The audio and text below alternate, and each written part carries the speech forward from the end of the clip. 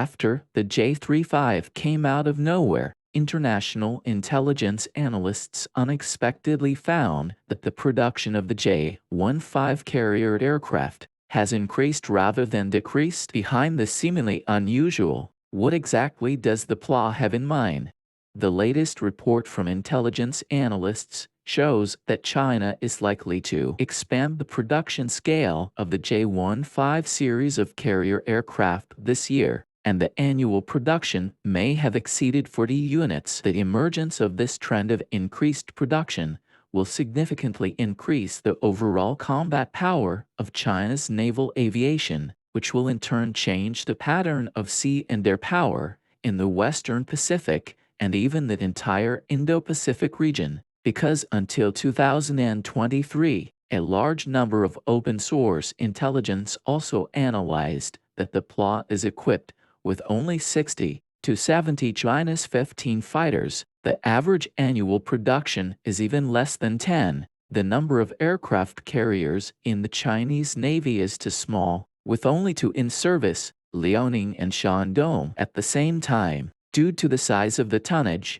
the Liaoning and Shandong ship aircraft carrying capacity is not large. Standard 20 for fixed twin carrier aircraft. The 2 carriers together only 48 carrier aircraft needs, taking into account the training needs of the troops and the spare planes for logistics and maintenance. The number of 60 to 70 planes in service is just right for the Chinese Navy in the first 2 years, but this also leads to compared to the service number of more than 350 J-16 and more than 200 J-0, J-15 shipborne fighters on the Indo-Pacific region pattern is not really a big impact. In addition to having fewer units than the others, the performance of the early J-15 fighters wasn't great either. Today we look at the Chinese Air Force equipped with a variety of fighters, active phased array radar that is standard. Even the passive phased array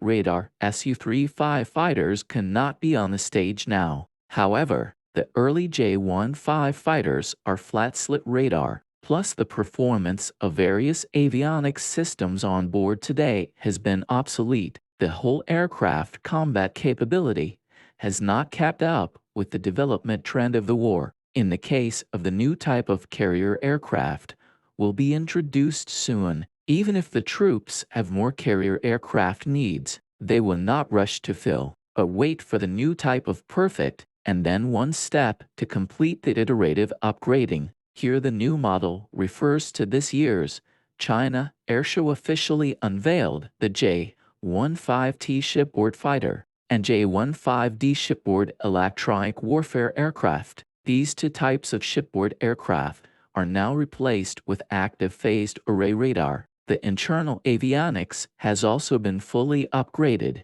The outside world will find that the annual production of J-15 fighters surge from the previous annual production of less than 10, a leap to the annual production of at least 40. One of the reasons is that the PLA needs to give the performance of the aircraft often lagging behind the world's advanced level of the shipboard aircraft forces to a comprehensive change, so that the early type of J-15 are retired to the second line. This change from the Liaoning ship, Shandong ship of the dual carrier training can also be seen. The deck of the 2 carriers have appeared in a number of J-15T divided by D, although not yet completely replace the early type J-15, but with the production capacity to go up, it is only a matter of time. You have to realize that when the US and China used to face off against each other, the PLA side not only had to face a carrier performance disadvantage, but the carrier aircraft performance was not superior either. If not for the performance of our carrier strike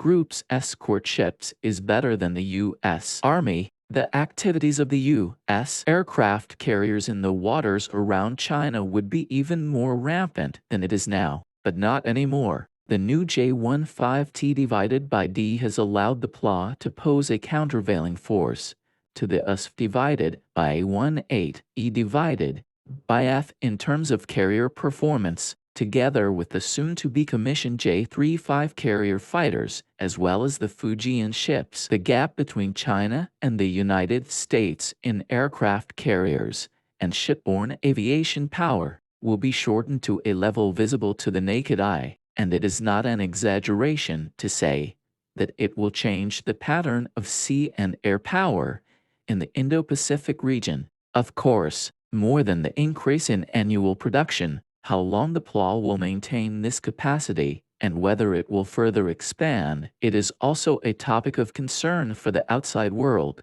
As mentioned earlier, China has only 2 carriers in service, and only 3 counting the Fujian ship. Even if the Fujian ship's tonnage is higher, the fixed twin carrier is expected to carry more than 48 aircraft. That translates to just over 1 year of capacity, and that means that if the PLA doesn't expand its demand, it will be hard to sustain the current high production capacity for long. The good thing is, with the military reform pushing the naval aviation reform, a large number of land-based fighters have been transferred to the Air Force. The establishment of land-based naval aviation also has considerable vacancies today. This likely indicates that the PLA intends to unify the naval aviation with either the J-15 T divided by D or the future J-35 carrier-based aircraft. This would allow the Navy to have a large enough establishment to eat a large number of newly built carrier aircraft to meet the mission requirements of the land-based naval aviation units. These units can also serve as a force for carrier-based pilot training, further improving the efficiency of carrier-based aviation training. And PLA has hinted more than once that the construction of a 4th carrier is progressing steadily. There is also speculation that China's 4th carrier will be a nuclear-powered carrier, and full load displacement is expected to reach 100,000 tons, comparable to the U.S. Navy's newest Ford-class carriers. If this speculation is true, then China will become the 2nd country after the United States to master the construction technology of both conventional-powered supercarriers and nuclear-powered supercarriers. The size of the Chinese Navy's carrier fleet will enter a period of rapid growth, and the demand for carrier aircraft will also see a significant increase. After all, the Chinese Navy cannot stay in the waters around China, and going out to defend our overseas interests is an inevitable direction of development. In this process, the number of aircraft carriers will largely determine the amount of military power China can project overseas. The more the merrier. The better is undoubtedly the optimal solution for China's Navy in this matter.